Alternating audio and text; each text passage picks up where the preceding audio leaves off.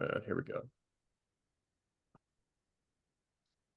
Hey everyone, thank you guys for coming to this wonderful video. Today I'm interviewing John Milbank. John Milbank is an Anglo-Catholic theologian, an emeritus professor at University of Nottingham, and an author of more than 15 books and many articles. Milbank received his doctorate of philosophy at the University of Birmingham and later was awarded a doctorate of divinity by the University of Cambridge. Milbank specializes in continental philosophy of religion, which is a growing subfield in the continental tradition of philosophy, and he was notably a main player in the predominantly Anglo-Catholic theological movement of the 90s known as Radical Orthodoxy. Milbank has also led the charge in ecumenical dialogue with atheist continental philosophers who write about Christianity, like Slavoj Žižek and Alain Badiou. Today, Milbank carries on the torch of radical orthodoxy in his support for a return to classical Catholic views about the nature of money and capitalism, his universalist take on soteriology, and his belief in the use of Paul's letters for both political and theological movements. Thank you again, John, for agreeing to come on my channel, and I'm excited to get started. Thanks, Hunter. It's a pleasure. Yeah, so the first thing I kind of want to talk about is a lot of your theological innovations deals with this idea of the gift. And I kind of want to hear a little bit more about the gift and why do you think it is relevant to both politics and theology today? Thank you. I suppose, in a sense, I think that the answer is obvious and not very complicated. That a notion of gift and gratuity seems to bring so many things together in theology. That the gift, the creation is gift. The sense of gratitude is close to the sense of worship. To think of the Trinitarian God is perhaps to think of a God who is giving and exchanging and engendering within himself. If we think of the body of Christ or the church as a community that's going beyond the law, I mean, not rejecting the law, but going beyond the law, then that seems to be to do with reciprocity, with an exchange of gifts. Indeed, that's exactly how St. Paul describes the church. So, you know, both material gifts, a sort of mutual economic support, but also an exchange of gifts in a sense of an exchange of talents. And that's another very important dimension of gift. It's close to our sense of spirit, that even our own achievements are gifts, that they are what is most our own is given to us, you know, if we believe in the creation. Therefore, gift is, in that sense, much more basic than possession. And so you pass to the social and the political and the economic, and you have the idea that possession and ownership is secondary, that so much in our current political economy is built on the idea of ownership as being primary, you know, whereas theologians in the past, you think of Thomas Aquinas, for example, insist that everything primarily belongs to us in common, and that they don't deny private ownership, but it comes under qualifications. It comes with duties, and in the end, you know, common ownership takes priority if there's an emergency, but also even if regularly, you know, ownership is not justified unless it's contributing to the common good. You know, there isn't a patch of ground or other stuff that you can defend with a gun under any conditions whatsoever, you know. And we only have to think of the fact that rivers flow through private property and that it's the same air above my garden is above the neighbor's garden, and the birds don't seem to know about boundaries as they fly from one bird table to another. And if the water and the air get polluted, then private property is absolutely no use to me whatsoever. So once again, the abundance of nature is something more primary. But just to add one more comment, and then I'll finish. As I'm sure you know, Hunter, there's a big debate over the gift as to whether a gift has to be pure or not. And if a gift is pure, can it ever be pure? Yeah. And my take on that is very much that there isn't a pure gift, but that gifts belong in the context of reciprocity.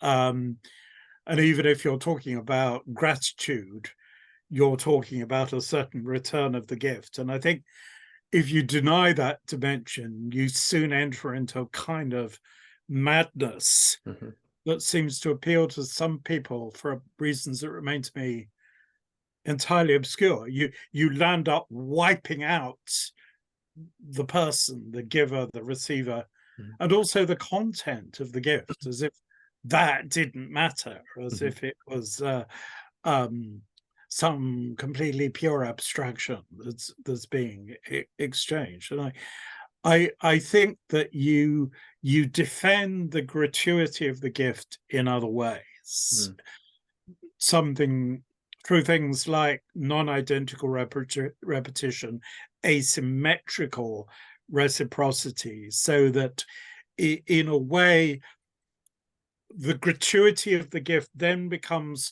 close to notions of grace that have an aesthetic as well as a theological dimension. That it's your graciousness rather than your clumsiness. In a paradoxical way, it's your very own artistry that is also close to generosity, that is a gesture of giving yourself away with attention to the other, attention to the context, so that the dimension of creative originality, it's very ordinary, this stuff. It's not obscure. It's like the person who's good at giving birthday and Christmas presents is the person who considers who they're giving to and what might, and if a gift has to be a surprise, the problem here is the problematic of the appropriate surprise. If you expect a gift, that's no good. But if it's inappropriate, that's no good. So how do I give you something you're not expecting is suitable to you? Do you see what I mean? Yeah. I think this very ordinary kind of dilemma that we face at a birthday and Christmas, especially if it's somebody we've known for years, is actually sort of generalizable in terms of like what you say to somebody.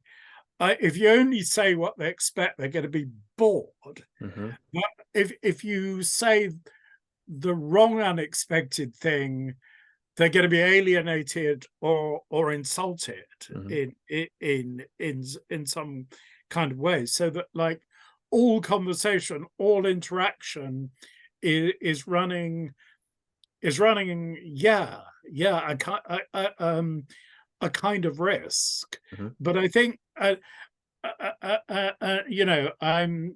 just say a really, really final thing, and that is that I do think that this idea of a duality between the gift on the one hand and reception, and exchange on the other is very much a result of a liberal capitalist society. That you're either doing a purely, and you can see this already in Adam Smith, and Adam Smith's not a bad guy, but I think he has too much of a separation between economic calculation and social sympathy. And so we have the idea that sort of somehow gift is private and a sort of extra, whereas exchange is always some kind of sordid calculation. And I think instead of that, we need to realize that at bottom, any society can't really get away from gift exchange, you know, from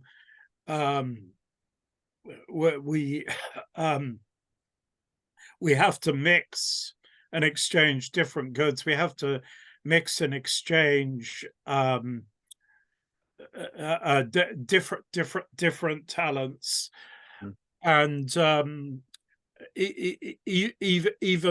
even money. We're really giving people something they will be able to buy something with, give themselves a gift with, because they've given something to us, if you like. So I don't think gift exchange was, I think this is part of Moses' whole point, that it's not that gift exchange is just a sort of primitive kind of money, but that ultimately money does belong within that gift exchanging horizon. Otherwise, you have a kind of madness that the point of money is simply accumulation. And that's going to mean some people accumulating an awful lot more than others, and other people in debt to them. And increasingly, that's the form that capitalism takes. It's not even productive. Yet production and growth are secondary for capitalism. What is fundamental is financial accumulation, so that the apparent feudalization of our society we've got is not bastard capitalism. It's ultimate. It's a more extreme form of capitalism, if you like. And I do think that the alternative to that is a gift exchanging alternative, as people like Alain Caillet and many other people have articulated in France. Yeah, I have a couple of comments on that. I definitely, Yeah, one of the things I want to point out is the idea of the pure gift. I think that it's very, very smart that you say that, like, the people that reject that, like Derrida, it's a very like Kantian move. I think it's kind of like totally saying, Kantian. yeah, it's saying that like there's this like nominal gift that like we can never reach. And I think that it just kind of pushes the gift into the abstract when we experience gifts every day of our lives, like you were saying. And it's Yes, also a bit of a Gnostic move, really. It's saying like, oh, the gift is so beyond us. We're dealing with the yes. evil God, the evil gift, right? Yeah, yeah, Yeah, and it's it becomes an unimaginable yeah, sort of mystery, yeah, yeah. and you can say, well, maybe Derrida's saying we edge towards that a bit, but Hmm. he doesn't have any room for Hmm. that sort of Platonic move of participation Yes, in the impossible. yes. That space is not conceptually there Hmm. in the way he sets things up. Yeah, yeah. I think definitely the move Uh, to the Platonic participation yeah, is always so important. and trying to convert that sort of impossibility into a kind of éblouissement of the sublime in the way Marion does, Yep. that doesn't work either. Hmm. You equally land up with a void, Yeah, yeah. and I only don't. sophistry is distinguishing it from what Mhm. Derrida is saying. Yeah, the Marion move doesn't seem to work either. I read a paper recently comparing Derrida and Marion, and I was like, there's not much of a difference here. Marion is not No, solving the no, problem. no, He's no, not not solving at the all. problem. Yeah, No, yeah, no, they're yeah. on the wrong page. Yes, yes. Because they can't recognize the Platonic move of participation. And they're failing to see that they're not deconstructing Mose. Mose has already Yes. deconstructed their set of opposites. Yeah, yeah. I definitely think, and then one of the points you mentioned was how get how money exchange should be is understood to be a part of the system of gift exchange. And I think anthropologically that is true.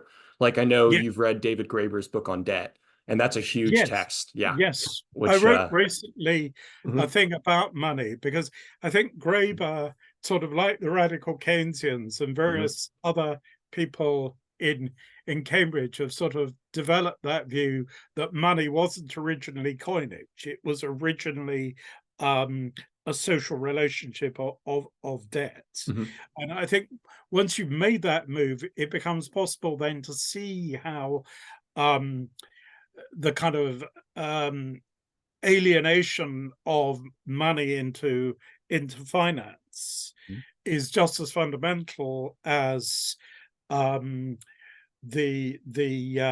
conversion of labor into surplus value. Yeah. So that Marx may be fundamentally right about that Mhm. capitalism is ripping off the worker, ripping off the consumer.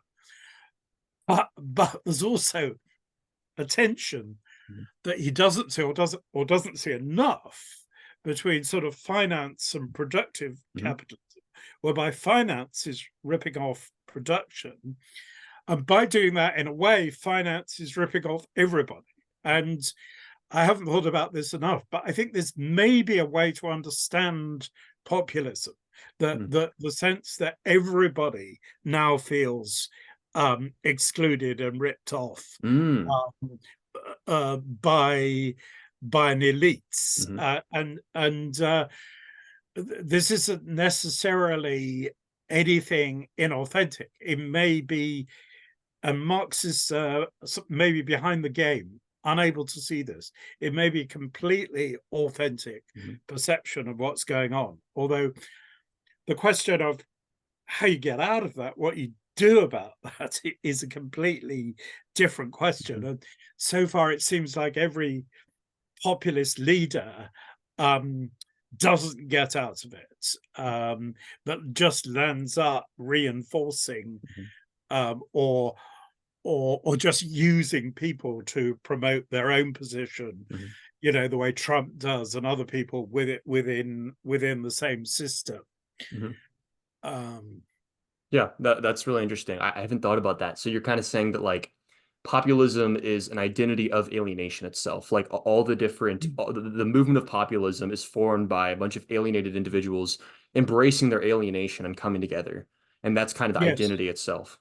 Okay. yes, and they're Yeah. sort of their cause is not economic so much Hmm.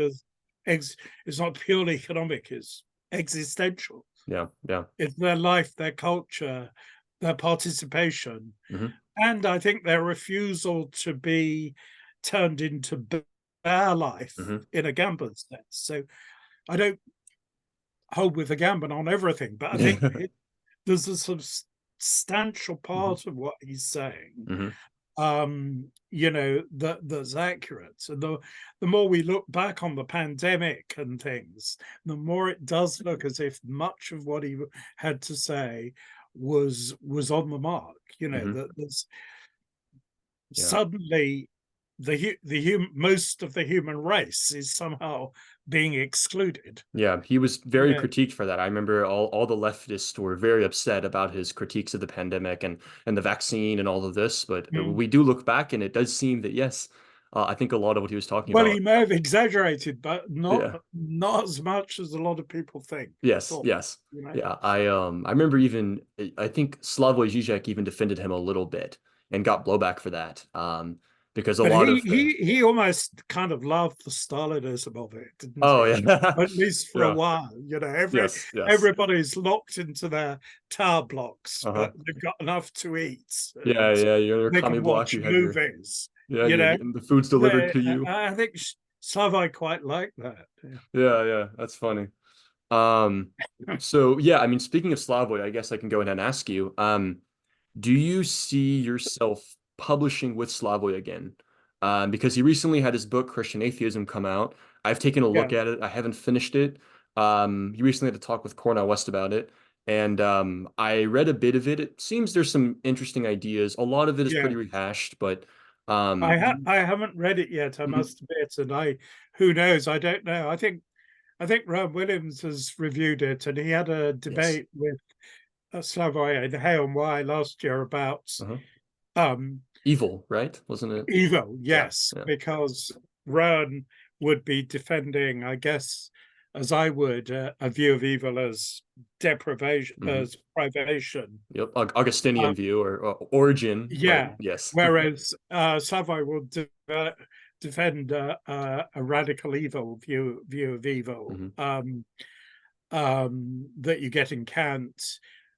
He would say in Schelling, but Hmm. I have a revisionist take on that, actually, because I think that Schelling and von Baader are not really rejecting entirely a privation view of evil.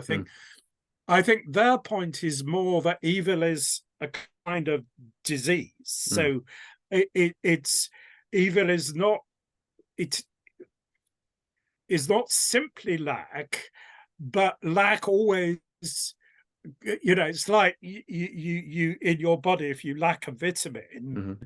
your body becomes corrupted and starts to fight itself. Mm-hmm. So my view is that von Baader is wanting to stress the conflict nature, that evil is always some kind of conflict Yeah. and failure to integrate different elements. Mm-hmm. Which relates to that a sort of general romantic Yeah. understanding that everything is in conflict and we haven't integrated things, and also leads the way into sort of some elements in psychoanalysis. And I think Mm-hmm. early Jung, for example, I think Sean McGrath is quite right about this.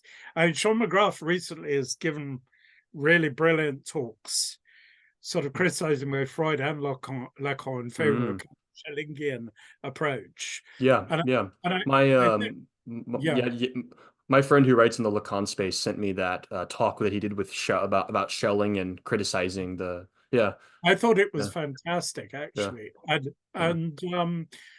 But that, that would be my view, that they're trying to stress that evil is a kind of lack of integration, Mm-hmm. and this would include, von Baader's prodigious ability to take the sexual and the erotic Mm-hmm. seriously. So, this is like long before we get to Freud. Mm-hmm. This is like a completely Catholic mystical thinker in the beginning of the 19th century, suggesting that, if our different, if our more kind of material and dark elements are not integrated, then we're going to be screwed up, and that what is obscure is not necessarily of itself evil, but on the contrary is a sort of inspiring source of creativity, like flowers emerging from a dark soil. And so that I think, what it's all to do with this very complicated reckoning they have with people like Jacob Boehme. And I think that's very difficult to work through, and I'm still working through it. But I'm increasingly convinced that somebody like von Balthasar is much too simplistic about the German Romantics, and far too ready to sort of accuse them of Gnosticism and all sorts Yeah, of I terrible definitely things. Yeah, when it comes to, I would say, middle Schelling. I mean, like, I don't know yeah. which part of Schelling are you talking about? Is it Well, I think it's very difficult. There okay? are things in the late Schelling that, lo and Yeah. behold, there almost when he's a student. I mean, you can make periodizations, and Hmm. it's clear that the very later Schelling is nearer to something like Orthodox Christianity, Oh yeah. although he's always putting pressure on. Well, what is that? Yeah. And I think to me, I think a big key here is that what both Schelling and von Baader in different ways are saying is that the intellect of God is not that of a kind of Stephen Hawking, a sort Hmm. of a sort of eternal Voltaire or Stephen Hmm. Hawking, or um, it's creative. Hmm. It's an infinite artistry. So that it's a kind of infinite inspiration. That it's just as, to the extent that you can say God freely creates, you can also say this would be the bolder move, that he freely is what he is, Hmm. because he is this kind of infinite creativity. And as soon as you've said that, you have the idea of an emergence that is kind of always already there. And it's not that the Father is in himself, that the Father comes to full expression in the utterance of the Son. But you can see how you can think of them both as, in some way, in relation to a dark ground, is the way Hmm. Shelley puts it, Yeah. because On there ground. is Yeah. that Hmm. infinite Hmm. emergence, and that Hmm. somehow related to the essence. And the question of Sophia is already raised by Schelling, Oh yeah. and to a degree, the Russians are just doing very brilliant footnotes. Yes. And Yes. but I'm still trying to work through all this. But I think that when you take into account, in the tradition, people like Victorinus, Erugena, Maximus as well, Hmm. actually, but also Eckhart Nicholas of Cusa, Echo. Yeah. you And can Echo. see that these dimensions are not completely novel. Yeah. I was going to mention Even that. even if Hmm. kind of a million obscure Swabian pietists Hmm. sort of develop this further. Hmm. And I think so many Catholics have actually taken Schelling very, very seriously, Mm. right up to 1860. And Walter Casper, Klaus Hamala, Did yeah. Lubach take, because and you have your book on Yeah, Lubach. it's a great Yeah. question, isn't it? Yeah. I don't really know the answer to that, Mm. but I always feel in general that de Lubac had a slightly sort of kinder take on kind of Renaissance thinkers than Balthasar did. That Yeah. certainly, he wrote a whole book about Pico de la Mirandola, and Hmm. I think probably in relation to Cusa also. So I think one of the big live issues now in theology is sort of, where do you draw the boundary? And I think, to Balthasar's credit, he's obsessed with that issue. Hmm. What is good apocalyptic? What is bad apocalyptic? Hmm. How do you relate to Hermeticism, Gnosticism, Kabbalah, Neoplatonism? And I don't even think Balthasar's consistent Hmm. about this.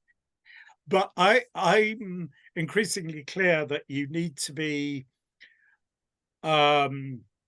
more open to some of those Yeah. dimensions, and so that it's as if there are kind of two tracks for where it all goes wrong. There's the sort of University and voluntarism, Hmm. Scotism track, and then there's this sort of so-called Theosophic tract. Oh yeah. And my view is that if you come too heavily down against the Theosophic, and after all, Rosmini calls one of his books Theosophia, if you Hmm. come too much down against the idea that Christianity is somehow extending monotheism into talking about the inner life of God Hmm. and the inherent connection between God and creation via the human. Hmm. If you close that down too much, to my mind, you lapse back into voluntarism, Yeah. Yeah. I think. and you don't escape from this first bad trajectory in a sufficient way. Hmm. And I think you can see this with Balthasar. He often, lands out sounding kind of too much like Barth, or Mm. at least the aspects of Barth that you might see as worrying. Yeah. Yeah, yeah. Yeah, when I think about the difference between like voluntarism and sort of this like I'll say the word pantheism, but this the word pantheism just kind of meaning like viewing the human to be too close to God is kind of what I would Yeah, define it as yeah, maybe panentheism is the official term, yeah. but yeah. I think I think when we look at well, Paul's writings for one, you see a very close, relationship between God and man that kind of gets shrouded over by a lot of later theologians, right? You have I the think use of completely so, mhm. completely so, and it doesn't even obviously fix into the box of Nicene and Yeah. Chalcedonian Orthodoxy. You Hmm. probably need the Hadad writings Oh to yeah, get definitely. to, Like it the seems, Apocryphon of John and stuff like that. Yes. yeah, Yeah. Yeah. and it's very natural to read Paul in terms of an eternal humanity Hmm. and and a sort of eschatological point where God is in everything, just as everything is from God. Hmm. Um, and it does seem to me that so much of the New Testament is very close to the vision of things like Enoch and Jubilees, Yeah, definitely. and after all, these things are in the Copts Bibles, Hmm. so in the Ethiopian Bible. So if we want to really take Africans seriously, Hmm. why don't we take their ideas seriously? Yeah. Hmm. There's a whole load of untranslated literature in Ethiopia. Instead of sort of a lot of politically correct nonsense, Hmm. let's look at the Yeah. inheritance of African culture and Yeah. maybe we understand the origins in a way that we don't, Yeah. or not sufficiently. One of the things that comes to mind is recently, Father Addison Hodges Hart did a Substack post on the Coptic Gospel of Thomas, which is so fascinating. I mean, Yeah, it is a very yeah, beautiful text, and yeah, we see so many Aramaisms in it that I yeah, struggle to see how it can't date back to the historical Jesus, right? Like, I yes, think there's definitely parts of it that certainly are yeah, sayings that are found in a tradition that we don't have in the scriptures yeah, but are still date back to the historical Jesus. yeah. Um, yeah. I think this is right, and I think that Hmm. we have to see the question of the canon as more like an open question, Yeah, which is definitely. why I now like to talk about a second phase of radical orthodoxy that is Mm. radicalized orthodoxy. Yeah. Is Yeah. the way that I Yeah. put it. And the Hart brothers, I Hmm. mean, I feel they're very much on the same page Yeah.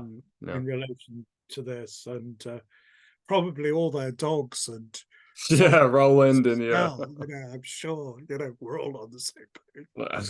Roland has quite a mind of his own, it's Yeah, yeah, well, yes, yes, uh yeah, but yeah. yeah, hearing you talk about Enoch and Jubilees is fascinating because I find that Mm, it's very rare for Western theologians to mention Enoch and Jubilees, and even in the Orthodox tradition that I'm in the Greek Orthodox, and we yeah. don't really talk about Enoch and Jubilees.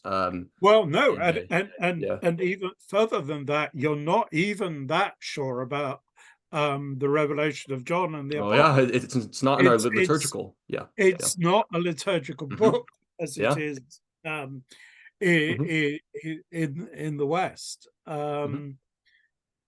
Um,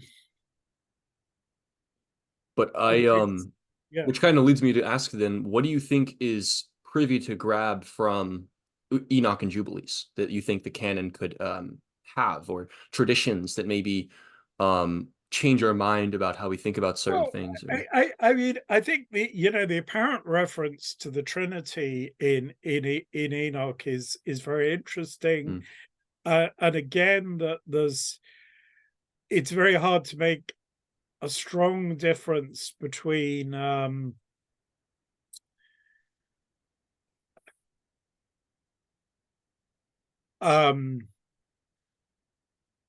the what eventuates in time was somehow eternally there, mhm, and you can't readily associate the first with the human and the second with the divine. And I think, I mean,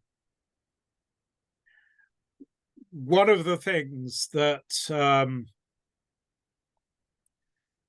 I think is very interesting indeed in Enoch is its apparent handling of a kind of Promethean theme.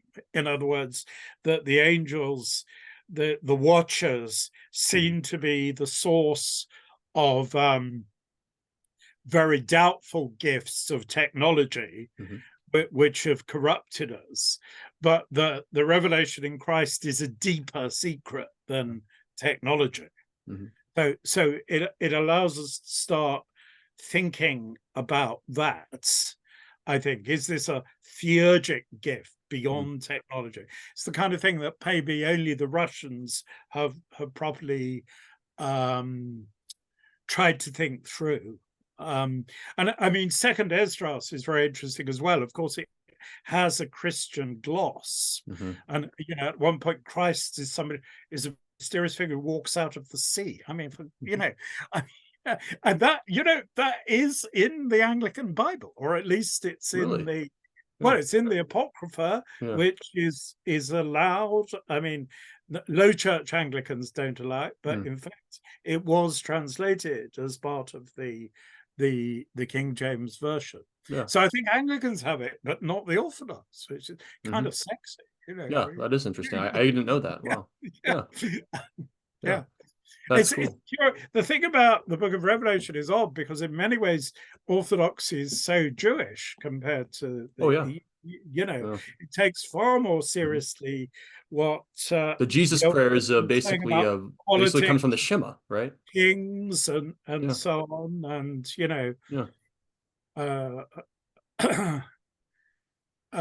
it's much more this sort of Eusebian view of sacral kingship and so on, which I don't think is so completely opposite to Augustine as I used to think. But that's a complicated subject. But yes, I mean, and it's very interesting, that the followers of Jacob Boehmer in England talked about themselves as Enochites, so they, they had a strong sense of this apocalyptic material as,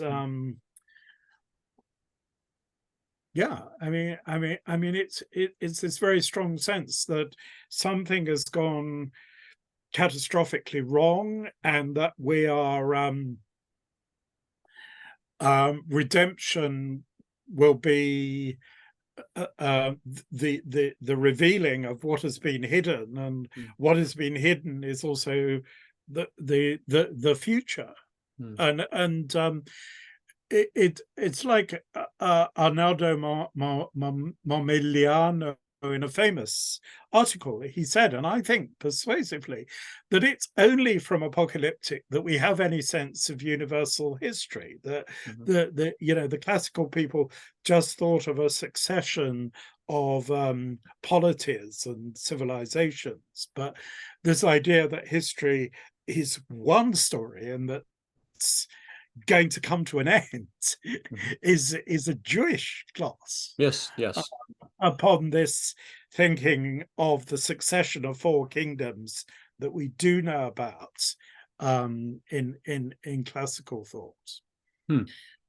So I think apocalyptic is a very serious focus, and I know Cyril O'Regan has focused on that in his works on Balthasar, but I'm probably more prepared to walk on the wild side than Cyril is. He's a bit too Protestant for me. In terms of the Theosophic. Yes. I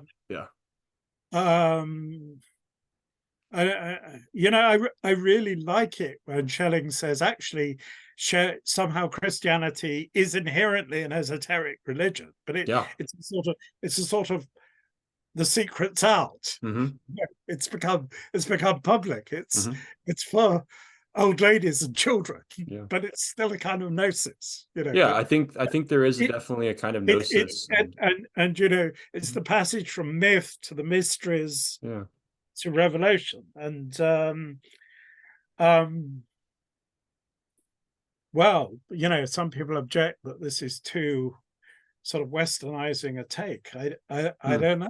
I mean, maybe the radical thing about Christianity is that it does put the human at the center in this way. I'm sure some other religions point to it, but this very radical idea that if God became incarnate, then he's incarnate from all eternity. So God is also the human form divine, as William Blake says, and this is pulling everything together. It's integrating the cosmos. Doesn't this make sense of the fact we're such a weird kind of animal? Yeah, exactly. Yeah, I mean, there's always Saint Athanasius, common God became man so man can become God. Yes, Yeah. yes, indeed. Yeah. And there's something very universal about this, inherently universal. Christ, he doesn't, it's not a set of particular rules and rituals, or it's a very universal kind of ritual. It's the Eucharist, and very basic, very universal. And Christ is simply revealed as a man, as a perfect man, but that can be, he lived one life, but he's also infinite, so he must also live infinite lives, and he's living those lives in us and all of us, so it becomes a different kind of universalism. So in a sense, there are three different ways you can go. You can either be a sort of liberal Christian, and Jesus is just one way you get to the absolute, or you can be a kind of Barthian and say, well, there is this absolute unique plan. It's a kind of Calvinism still, we have to follow. Or you can go in this sort of Maximus, maybe also Swedenborg direction of saying it's God as the universally human that makes Christianity unique. And so it's a rethinking of universalism, and you can see all religions as pointing to that, and indeed contributing loads of things that Christianity has never thought of, but nonetheless as pointing towards this sort of ultimate esoteric vision, if you like.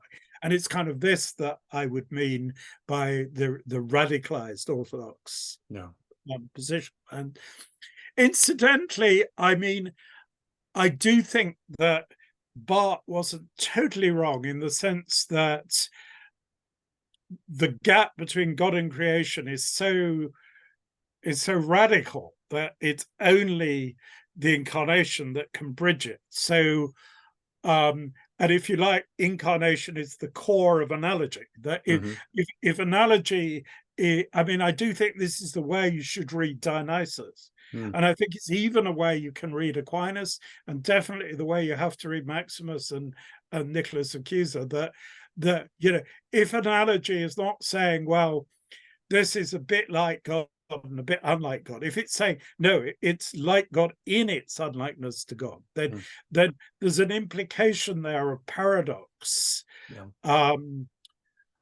Not a dialectic, but a paradox that is completely fulfilled in Christ. So that if analogy works, then it is an analogia Christi, that it's not only pointing to God, it's pointing to a secret point where God and creation through humanity converge. So that, I mean, again, this is stuff I'm sort of still thinking through, but I think you could almost say it's becomes a kind of philosophical Barthianism. In a really weird kind of way. Because you end up saying, look, not only do we know nothing about God without Jesus, we don't have any sort of truth without Jesus, and without the Eucharist, and language doesn't work unless transubstantiation. is true. It's a kind of old RO theme, Hmm.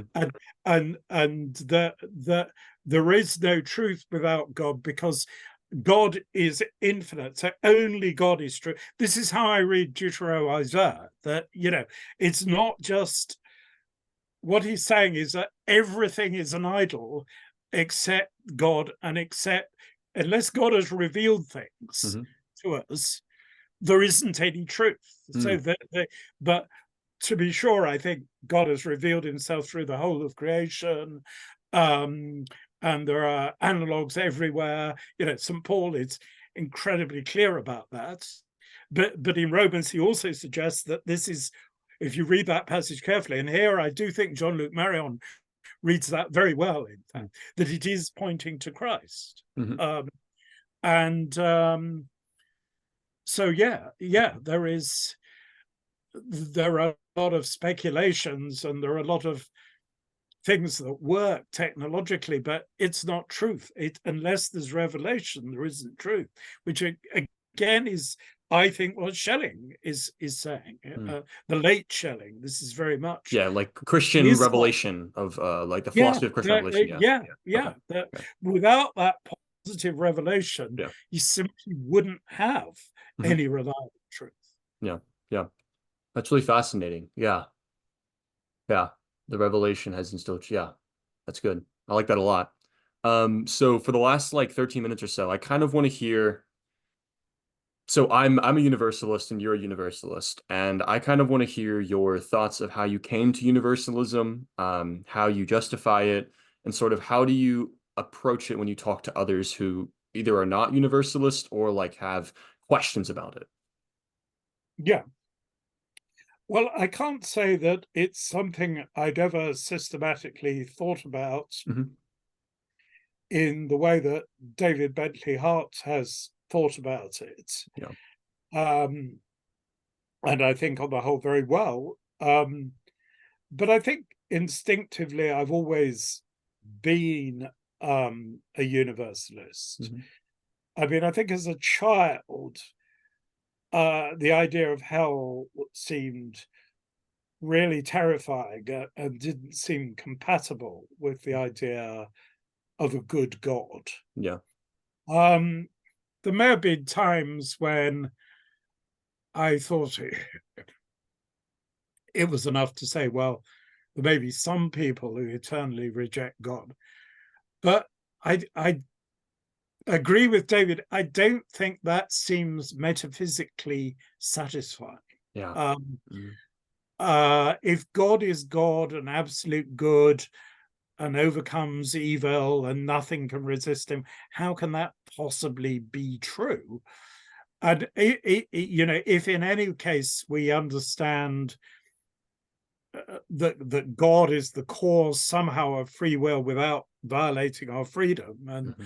the good makes us free and the true makes us free because it's persuasive, then I don't really see a problem in the idea that eschatologically, when all the barriers are removed, when all the illusions, including the illusions of corrupted matter, but other things as well, when they're removed, we will see, and everyone will see, because the person who does evil is in a way a victim of Hmm. himself or herself, but for that very reason, all the more a victim, not less, Yeah. more. More. And so I think ironically that all the supposed traditionalists who defending there are some people eternally in hell or might be eternally in hell have this weirdly kind of liberal view of free will. Yeah, definitely. I think that's a strong reason why. Like when I And I'm, by the yeah. way, not sure that Schelling fully escapes that, but Yeah. that's another story. But yeah, a kind of liberal view of free Hmm. will. Yeah. Um, um, and again, I don't think that universalism leads you into a kind of ethical free-for-all. On the contrary, I Hmm. think the psychology here works in a much more subtle and insidious way. I think it's um, this kind of half thought that, oh, he's a bad person, you know, I can write him off because he's written himself off, or God has written him off. I mean, if you say to yourself, every really terrible, annoying person, not only does God love that person, they're going to be, in the end, they're going to be saved. In the end, you're going to have to deal with them. In the end, you will be related to them if you're related to anything. I think that makes you hesitate. I think it makes you stop dismissing everybody and judging everybody in the way all of us do every day, all of the time. Yeah. And only the saints don't, you know. But I'm not surprised that, you know, many saints are drawn towards universalism for that kind of reason, you know. Yeah. I'm currently writing a book on universalism. I'm finishing it up right Oh, now. And interesting. Gosh, I'm goodness. yeah. You're forging ahead then. Yeah. Then they I'm make you write any essays at your liberal arts college, or No, yeah, no. It's called A Holistic Case for Universalism, and it's Grace fabulous. Abounds. That's the subtitle. And I Lovely. yeah, I'm gonna submit my publication proposal to I think it's Width and Stock Press. You know, they've published people like Yes. Wrighton Yeah. and Robin Perry, Anglican father, and yeah, so I'm looking forward to that. But Well, I look forward to seeing that. yeah. Yes. As I write, I just become more and more convinced as I look at the arguments and just the sheer moral insipidness of the opponents. It's insane what they will do to justify their arguments. No, you can tell they're kind of Yeah. having the wrong kinds of thoughts, and Yes, it's um, insane. Even are the the wrong people kind that of people, even though they won't be in the end. yeah, even though it won't be yeah. But even the people that I'm not Yeah. just talking about Calvinist, I'm talking about like good-hearted, like Orthodox Oh, theologians yeah, that yeah, are Father Pavel Florensky is one who yeah, I have a lot of respect for, and I love his chapter on Gehenna and the yeah, Pillar Ground of Truth. But yeah. I I actually have a whole chapter where I kind of deconstruct his argument for eternal Oh, damnation. interesting. Yes. Yeah, because I haven't found that there's any English literature engaging with that text, and so I wanted to put something Yeah. forward. Lev Mhm. Karsavin, who I think is at least as interesting as Ferensky, is much Mm, more radical.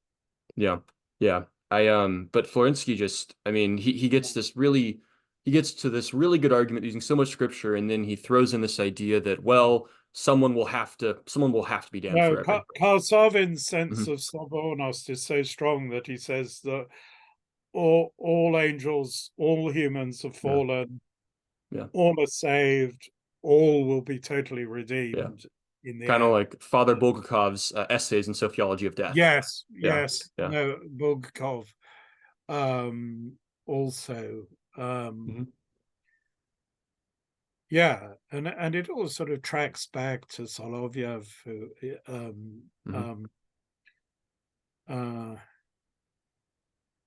yeah, it's as if we need both this sense, sort of this Western sense of the personal and the Oriental sense of inclusion, Yeah, and you have to bring them both together. And the best of the Russian vision does mhm. that, you Yeah, know. definitely.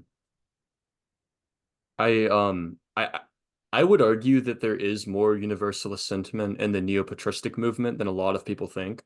With Interesting. people, Yeah. yeah, like with people, I don't yeah. I think I mean also. because they were dealing with Bulgakov and Yeah.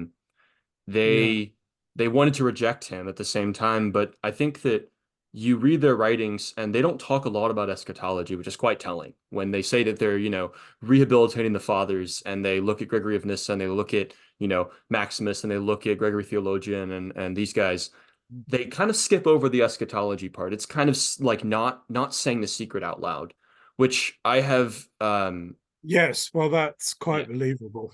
Yeah, I have I'll just say that there are some really well-known Orthodox YouTubers um that are universalist and they do not tell anyone Mm. because they don't want to say the quiet part out loud. And No, well, yeah. yeah, I don't despise that, because you, Yeah. as you get older, you learn that the penalty you pay for certain things, saying Hmm. certain things, even if you think they're true, is that Yeah. people won't listen to you about other things, and so there's a certain economy involved there, Yeah. you know, Yeah. that you may have to think about your responsibilities Yeah. and your Yeah. audience, and That's why Father Robin Perry published under Gregory MacDonald in his, oh yeah, evangelical. Yeah. interesting, Yeah, he published on a pseudonym because he was yeah, working for a radio station. I think it was an yeah, evangelical. And yeah. yeah, yeah. Well, there's New Testament warrant for this sort of Mhm. carefulness Yeah. about people who are babes in the faith and so on. Yeah. Yeah. Yeah. Yeah, and what are your thoughts on the New Testament? Yeah, speaking of New Testament words, what are your thoughts on how to synthesize like seemingly like damnation verses with and universalist verses? Do you think there's a synthesis? Do you think we should kind of just like say that, okay, prima facie, maybe this reads this way, but we know that this is the truth, or how do you approach that? Well, I'm no expert, but I'm persuaded that um there are probably no clear infernalist Yeah. statements in the New Testament, because of the meaning of Ionios and so on. Hmm. So I'm in general sympathetic to David's way of handling it. Hmm. But I mean, if there are really problematic texts, then you have to say, well, what's more primary, and Hmm. I do think Paul's vision is a lot more worked out, Yeah, sort of. definitely. It's much more systematic. Yeah. It's much more systematic Yeah. theologically, and yeah. Yeah. I think that's a very fair take is because I think it's very, because we're Christians, we want to point to what Jesus said in the scriptures, and we go to the Gospels and we say, well, here are all these statements that seem to be infernalists from Jesus, and then, well, why don't we value these more than Paul? Which, I mean, it kind of gets back to that anti-Semitic motif of, denying Paul and putting up Jesus, which Yeah, is a very I mean, common I move. think And I think the point is yeah, that universalism doesn't deny hell, that it's yeah, an appalling place where there are apparently no salvation. yeah, That's the condition of being in hell, and it's so long as you're in hell, you are eternally in hell. yeah. But It feels like eternal, but yeah, yeah, yeah, yeah, but yeah. that doesn't stop the idea that it's really penultimate, Hmm. which so many passages in the New Testament would suggest. Yes. All in Uh, all, yeah, Second Philippians, and yeah, yeah, yeah, yeah, and that it goes, and it's not just humans. And as my definitely. wife Alison Milbank was talking about Thomas Vaughan the other day, whereas that Thomas Vaughan seems to have this incredibly radical vision of absolutely every creature being restored in Yeah. the same way that Erugena had that Hmm. vision, that everything is literally praising God and Hmm. everything will be part of this ultimate cosmic harmony. Yeah. I don't know if Arugula read the text this way, but Saint Gregory of Nyssa read Psalm 150, the end of it, where it says that all breathing things praise God. He read that to be sort of the moment of apocalyptic, Yeah, which yes, yeah, which I think yes, is a very beautiful way to read the text. Yeah. yes, definitely. Yeah. Yeah. No Yeah. question. Well, Thomas Vaughan experienced um, even worse than COVID, experienced the total shutdown of all liturgy Hmm. during the Civil War. And then he had this constant vision that nature was nonetheless singing Mm. divine praises. Yeah. A Yeah. lot of his poetry is about that moment. Yeah. That's beautiful. Yeah. Interesting divine praises. That kind of I won't take too much time. Are you good for another like 10 minutes? Yeah, yeah. But if we could end in about 10 minutes, Yeah. yes. Yeah. Yeah. Um, so one of the things I recently wrote an essay on fairies, because Hart's written on this some, you've written on this some, Jesse Hake has written on this some, and I wanted to hear your thoughts on fairies and sort of the mention of nature singing the praise of God. That's kind of how I view the idea of fairies are these, these spiritual, these spiritual and intermediate beings that exist to protect nature and serve, praise God. And Mm. I kind of want to hear your thoughts if you want to explain that more. Well, yes. I'm not sure the fairies are allowing me to remember everything I Yeah. let me know about themselves. So, Yes. curiously, I'm reading Mary Webb's fragmentary novel "Armor Wherein He Trusted," which is Hmm. all about somebody marrying somebody who may or may not be a fairy. Hmm. And really, you never know. I Yeah. mean, I think that's one of the most important things to say. Hmm. I mean, are you encountering a fairy or a changeling? Yeah. Yeah, that's an important question. Um, the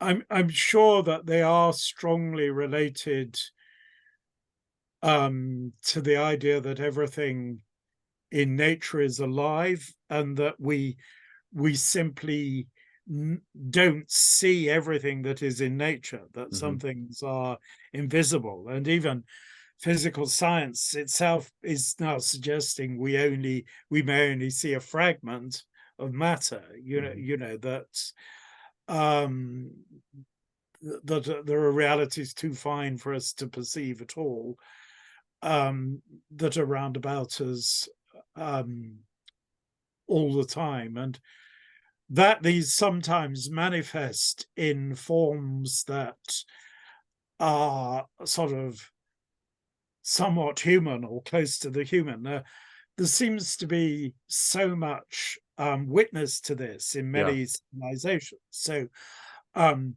just as the witness to the reality of gods or angels seems to be universal, and yet and you can try and explain this away, but it's not very convincing. It's Mhm. again another reason I really like Schelling, that he Yeah. suggests no, Yeah. this is all real. This Yes. is this is a real process that Yes. people pass through, and but people seem to have always distinguished between high gods and presences in woods and fields and dryads Hmm. and so on, and the idea that these constitute a society is found not just in Celtic countries but also with Native Americans. That's Hmm. the very same idea, so why would we not take that seriously, Yeah. and whatever it ultimately means. Hmm. I I think yeah, there's every reason to take it seriously. And if if when you go to the more marginal parts of the United Kingdom, people seem to still have these experiences Hmm. of the fairy world, and it seems to Really? be close to people gifted with second sight, Wow. and so on. Um, Hmm. and even people just visiting these areas, curious things happen. They Yeah. go to Ireland and they do hear the knockers at the door, and this sort of thing. They do sometimes even see strange creatures, and the same thing in Scotland. And if most of the time we simply don't perceive these things, then that could well be something that's happened to human consciousness. Yes. That's the argument I make is yeah. Yeah. And people like Owen Barfield, who's sort of in the wake of the Romantics, and I think it's one of the things that Hölderlin and Schelling are kind of agonizing over. Mm. That has Christianity. Christ is the last God. It's truer, but has something vanished Mm. because of that, and they're Yeah. and they're kind of wrestling um, with that question. And yet, so much of medieval fairy consciousness, certainly in Britain, Francis Young's new book is post-Christian. It seems to be it's not it isn't survival of ancient pagan beliefs, but Hmm. actually part of medieval Christian consciousness that Hmm.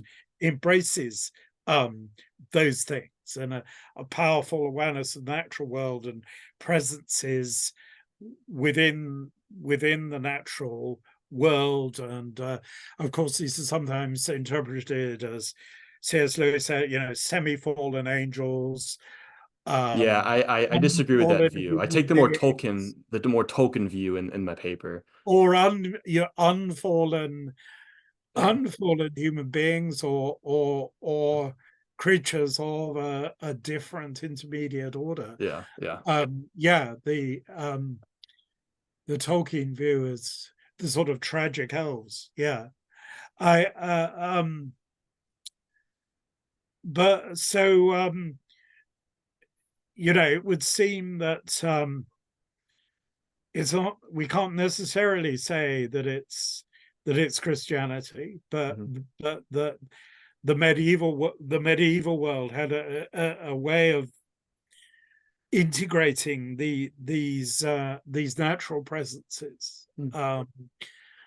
And it's in the modern era that you get both kind of witch persecution and suspicion of fairy cults, farewell rewards and fairies, and Shakespeare suggesting that the fairies vanish with the monks. Hmm. Wasn't that in the Canterbury Tales? Yeah, there's something already Hmm. that you're right about that. I think I can't remember the details, but somewhere in the Canterbury Tales already the friars are Yes. associated with bad, which Yeah. is very interesting. It'll be the bad Franciscans again. Yeah. It all fits the RO narrative. Yes. That's funny. They're disenchanting despite their opposite reputation. Yeah. Hmm. Yeah. Well, I think that's going to do it for our talk. Then I don't want to hold you for too long, of course. Thank you so much for coming on the channel. And I look forward to, whenever I send out this book, I hope to hear your thoughts and what you think about it. Oh, I'm very much looking forward to And that. if you just want to close real quick and kind of explain what are some things you're working on right now, what to look forward in the future from you, that'd be great. Oh, thank you. Well, I've written far too many articles published in very obscure places, so I'm trying to put together all of my articles on the gift. Yeah, that'd be awesome. I'm Yeah. trying to finish the sequel to Beyond Secular Order Hmm. and a further sequel to that. So I'm hoping to do those things fairly soon, plus another essay collection. But meanwhile, that's all collecting work already done. Meanwhile, I'm trying to work on a long-term project that's called Truth, Gift, and Reality, that is kind of trying to develop a metaphysics. And it relates to some of my remarks that I'm seeing sort of Nouvelle Theology is rooted in French spiritualism, Maine de Biron, Ravissant, Blondel, Bergson, Louis Leval, and then I'm seeing kind of Russian sophiology. I'm assuming that Nouvelle Theology and Russian sophiology are the only things you should really try to retrieve from 20th century theology.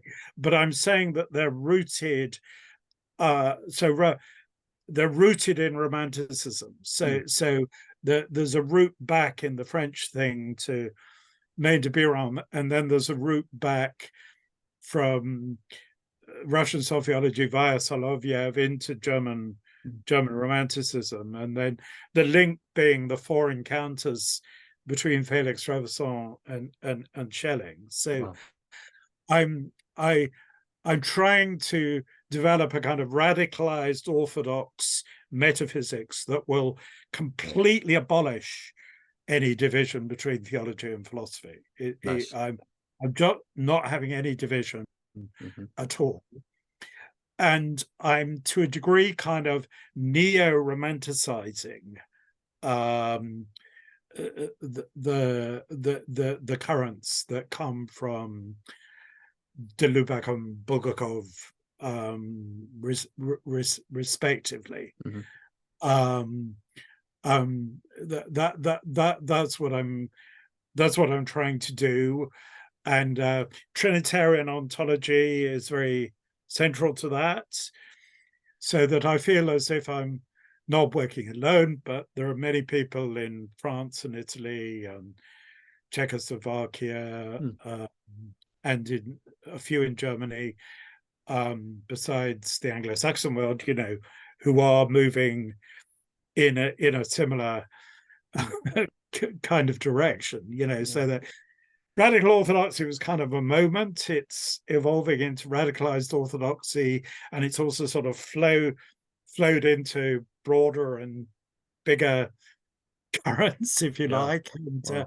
it has affinities with post-liberalism in politics, not the integralists, No, not yeah. not those guys in uniforms, but the genuine stuff that Adrian and I and other people have tried to talk about. Yeah, that sounds awesome. That's so many things to look forward to. Well, I'm excited to see what's going to come You from that. have to pray for long life at this point, I will. That's a lot to work on. Yeah, yeah. So yeah, Okay. thank you Thank you so very much. much indeed. Yeah, Thank have you. a great day. Good luck. Bye. Bye.